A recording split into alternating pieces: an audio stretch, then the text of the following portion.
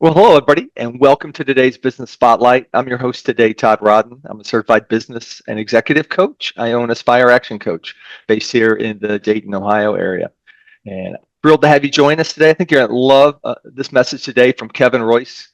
Kevin is the regional director and co-owner of Xcel Physical Therapy, really impacting lives and a strong employee base here in the Dayton, Ohio area. So we're thrilled to have Kevin join us. I would note he's got a wealth of experience in the physical therapy arena, including a doctorate in physical therapy from the University of Dayton. But he's going to tell a story, not only a passion around physical therapy and impacting lives, but also building a growing and thriving business here in the region. So without further ado, Kevin Royce, welcome to the Business Spotlight. We're thrilled to have you. Take a minute. Tell us a little bit about, hey, why physical therapy, a little bit around your background and how you got started with Xcel. Thanks, Todd. So for me, I was exposed to physical therapy in high school. So as a young cross-country runner who didn't really know how to work out, frequently injured, frequently in the physical therapy office. And I was very fortunate to be surrounded by many, many excellent physical therapists who were willing to help me out.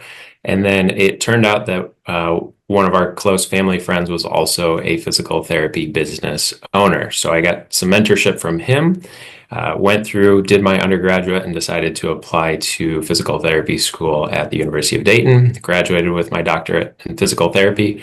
And then I started at Xcel Physical Therapy straight out of college. It was a great start because it was physical therapist owned at the time. And then it really allowed me to create kind of an open-ended, create my own adventure type of career, which has been really excellent for me. And I've been sticking around with Xcel for the last 8 years.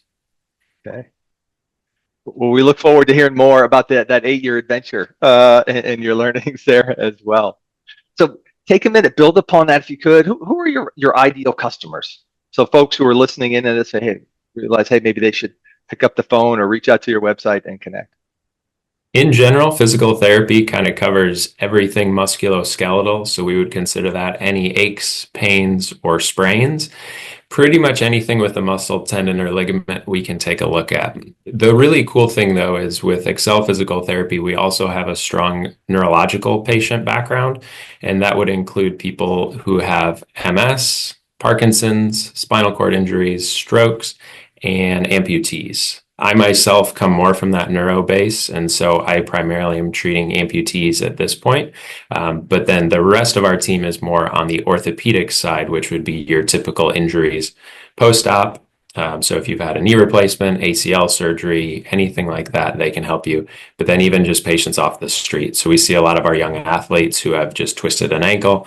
They know us. They just come in and get some treatment to help get them back on their feet faster. Well, sounds like a very wide swath of the population that you guys provide services for. And I know before we started the podcast here, we talked about, hey, you recently revised your mission statement for the business around passionately impacting lives. Maybe take a minute, talk through that, how you guys thought through that and how you're using that going forward.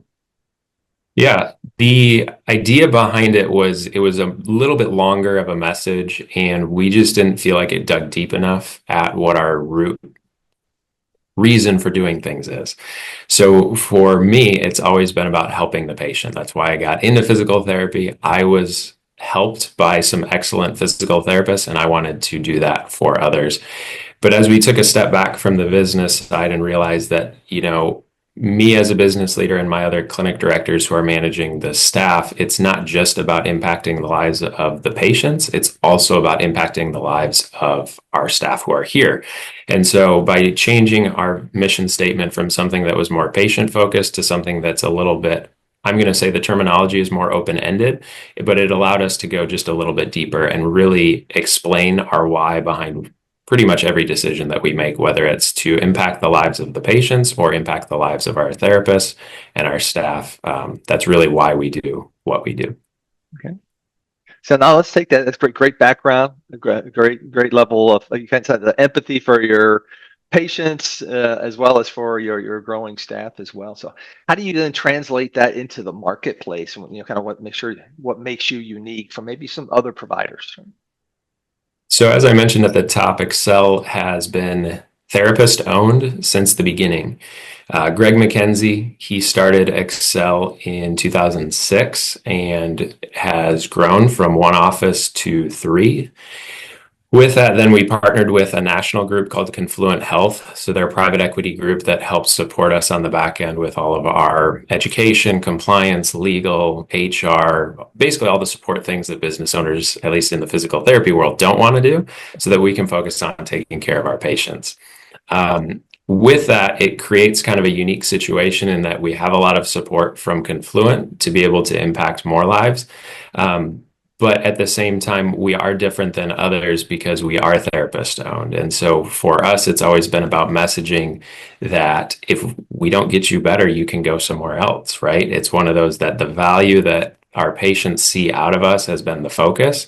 And so we really try to set ourselves apart by providing excellent experiences for our therapists to provide to their staff by additional training, additional specialization. And then also just really going above and beyond for our patients. Other groups in the market are going to be the larger therapy organizations. And so for us, we really have to get the patient having a lot of bang for their buck so that they feel like they got the value. So they want to come back and see us. Because if not, again, the therapy world is pretty well out there. There are a lot of practices in the area. So we have to try and set ourselves apart with excellent experiences and the most knowledgeable clinicians. So I think you've shared also with me prior to the call as well. You've grown to, I think, 3 locations now in the region. So what have been the keys to that growth? How do you market the business and continue to drive that growth? Yeah, and that's actually our focus for next year is hopefully open up a couple more offices even. It really starts with having the right staff in place because if we don't have the staff to begin to open up those locations, then it just doesn't make sense. So starting in Vandalia was our main office, and then the Anna office has been around for 10 years, and it's always been run by Andy Schultze, who's also one of the other co-owners. What we've done is we try to have these excellent therapists who know the market, know the area, and can really put their heart and soul into it. Because when a patient comes in and they know, hey, that's my neighbor or that's somebody I see at the grocery store, they just feel that connection. And so we really want therapists who are involved in their community, not just from a therapy side, but from a everything side. So then the marketing comes kind of naturally. It's more of just being involved in the community, going to sporting events, going to those open houses or the homecoming parade or things like that, and just getting involved with the patients and the community that you're serving. So really, it happens a little bit more organically than a hard marketing plan. Once we've established a footprint, though, that's where the marketing kind of comes in. We're going to be targeting the different physician offices to make sure that they know that we're there and we're here to help their patients. So maybe expand upon that. You talked about particular physician offices. So how do you do that engagement, build those key kind of strategic relationships for you? Yeah, it hopefully starts with the patient going back to the physician and explaining how great of an experience they had with us. And then layering on top of that, our clinic directors go out, they go into the offices, introduce themselves, try to talk to the physicians, and then explain everything I've already mentioned. Hey, we have the best techniques. Your patients are going to have the best experiences. And I'm super knowledgeable because I have this specialization. Each of our clinics kind of goes in a different direction. Like I said, for me, I tend to lean more on the neurological patients. So our Vandalia office sees quite a few amputees and balance patients, where our other 2 offices are more sport-based. So they're going to see your young athletes. They tend to work more closely with the orthopedic groups as opposed to the neurological patients. All right. Hey, thanks for going deep there and kind of sharing, kind of building those kind of key relationships. So you're a few years in, your partners are several years in as well. Like any business, there's some ups and downs, some twists and turns. Maybe share, hey, a key roadblock that you guys had to work through, and what did you learn through overcoming that challenge?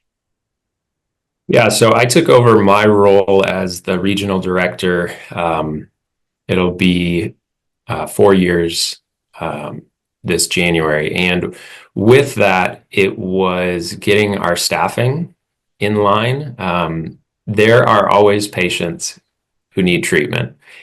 And unfortunately, in today's world, there just aren't enough therapists to go around. Staffing shortage is a big problem nationally, and we were hit pretty hard with that when I took over my role. So what I learned from that is there's not just one way to recruit from a physical therapy side. I think it goes, your traditional postings, job boards, those type of things. But we actually found a lot more success with building on previous relationships. So we employ a lot of rehab aides, and they help take our notes, clean beds, help with patients. Most of them are going on to physical therapy school, though.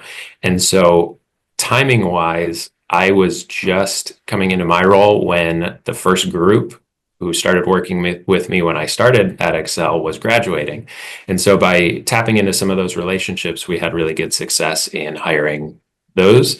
And then also our student program. We had a very small student program when I took over, and we've now built that up. And it allows us to kind of get a sense for interns coming through of, is this a good fit for us? Is this a good fit for them? And we've had good success hiring there. So really from our biggest issue early on was hiring. We're at a really good point now, but that's kind of one of the things that scares me a little bit is if we're hoping to grow the business and develop new clinics, as I mentioned before, we need the people. And if we don't have the people, then it just doesn't make sense for us to be looking to push into new markets. Okay. So it sounds like you made a tremendous investment, really kind of building your farm system there, whether it was kind of those aides that you could eventually would graduate up and get their degrees and become full-time PTs, or the student building those relationships with schools and the student population as well.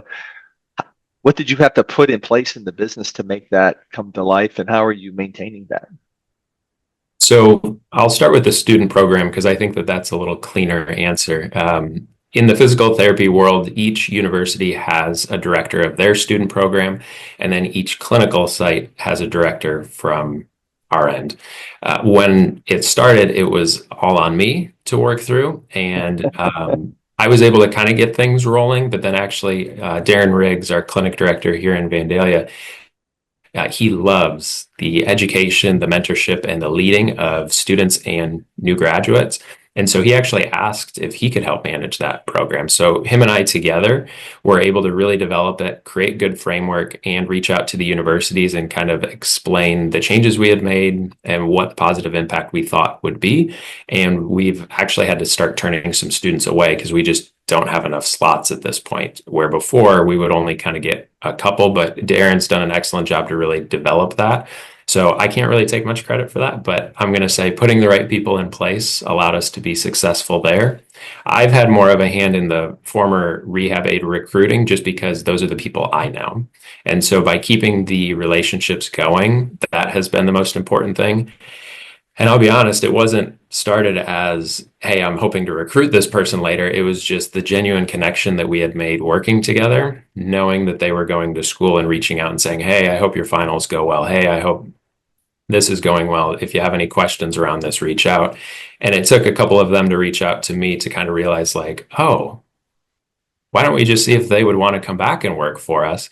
And now we have two of them already working for us currently, and a couple more are in talks. And so it's one of those that happened a little more organically, and it just comes from a genuine place of I hope they're doing well. So that's a little more natural, but that one definitely falls just on me at this point. Okay. Great examples, very practical, real world, but an area where so many businesses struggle. All right, so thank you for sharing that. So, and you mentioned, hey, you're looking to add more locations. Staffing may still continue to be a challenge, but as you look forward, what's the top challenge that you and your partners see? Yeah, I think it's the staffing because that feeds just straight into everything.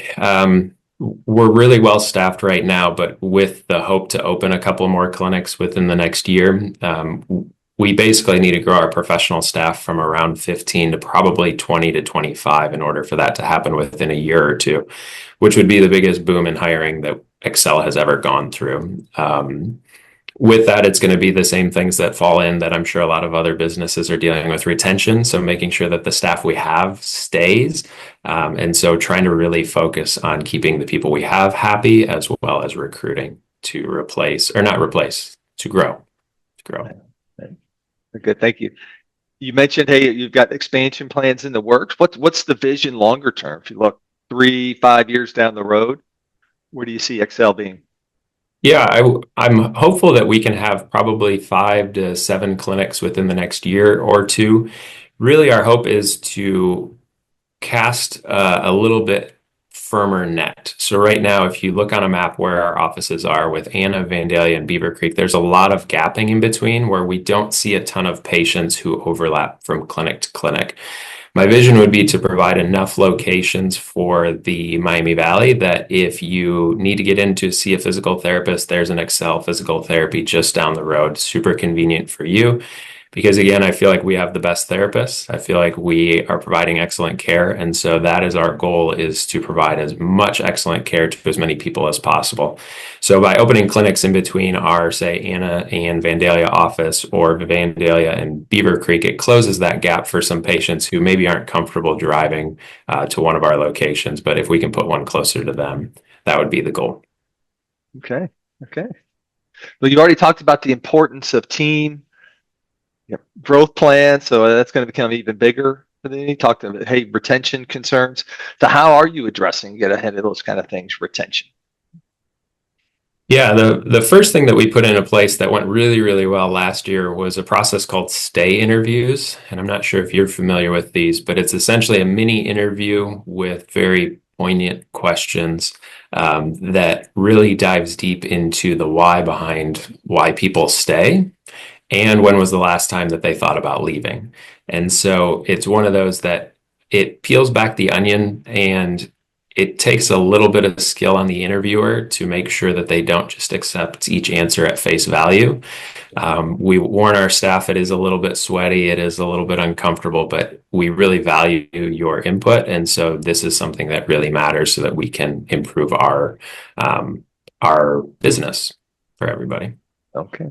Very interesting. Getting way ahead of the exit interview process, right? Getting them before they exit. So, have there been any like ahas or takeaways from that? Kind of having that sometimes awkward but important conversation earlier? I don't think that there was any major things that really came up, because at the same time we have it scheduled, so we do those at the start of the year. And then at about springtime and then in the fall, we also do just a general satisfaction survey that we've been doing for years. And so some of it has come up there, but then I think the fact that we paired those two, it brought to light who specifically is having some of those complaints and allowed us to address certain managerial styles or just certain people-to-people relationships where that survey is totally anonymous. So we have no idea who's saying what on some of those. And so it allowed us to really just address individual issues just a little bit more efficiently. And thankfully, there wasn't anything major that came out of that. But I think we were already sort of ahead of it with some of the recent survey results that we had had. Okay, great insights. I hope folks watching this, take good notes there. So on that process. So speaking of which, a lot of entrepreneurs watch this series, especially those earlier in their entrepreneurial journey. So, what have been a few key success you'd want to share and pass on to others? I mean, I'm in the people business. Taking care of people is my thing, but I've found great success in relationship building and reaching out to those who maybe you aren't thinking can be helpful, because sometimes that outside advice is what you need to hear. So I would say the relationship building, but then I'm a lifelong learner. I'm always reading, listening to podcasts, doing those type of things. So for me, it's just learn as much as you can, and then learn from your mistakes. Know when something isn't working and make sure to pivot. I think sometimes early on, I was too stuck in my ways of thinking that I'm doing this the right way and we're going to do it my way, when it took some of those around me to kind of point me in the right direction and realize that maybe there's another way to do it. Okay, yeah. Sometimes we need those folks around us who would tell us that too, right? So Yeah. So I'm curious, you talked about podcasts, books, and that. So is there anybody in particular you follow, you find most insightful? So I've done a lot of work on the conscious leadership group. Okay. They're online. They have a lot of different videos. I think they have a podcast that I have not followed, but the books and everything that they've pushed out are just invaluable material for me. I had mentioned that Xcel had partnered with a national group and they actually provide some coachings on their side. And so that's been invaluable. So I can't speak highly enough of business coaching and that guidance, again, just because it is someone outside of where you are. And then the mentorship. I also mentioned early on, I got into this because I had a great mentor. And so anytime I'm hitting those, I just have no idea what to do. He is an excellent resource to be able to reach out to him and just tap in and say, help, what do I do here? And provide that guidance. So a lot of it comes down to the right people and then finding the right education side. Um, Outside of just the business side, I work a lot on me, self-improvement. And so the book, The Practice of Groundedness, was one of my favorites. That's Brad Stolberg. Um, he comes from an athlete background and coaching, like athletic coaching background and research based. So I really like that he kind of works in some of the athlete stories and research to back what he's saying.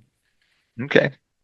A lot of great examples there. So covering a lot of different areas of leadership and mindset as well. So thank you for sharing Hmm. those notes. So as we look to wrap up here today, Kevin, what are the best ways for folks to stay connected with you and follow Excel?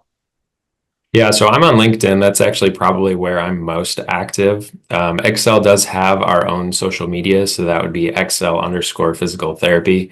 And then we're on Facebook as well. But really, LinkedIn is my biggest platform that I'm using at this point in time. I'm not a huge social media person, so just sinking into one has done wonders for me. So. All right.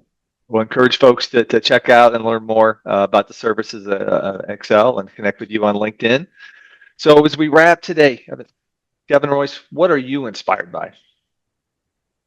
I'm inspired by those who are graduating now. It's remarkable what insight the physical therapy world is turning out. I am fortunate to be surrounded by a lot of people who are very motivated and looking to make this world a better place. And that just really, really excites me for the future that we're in here in the Dayton area.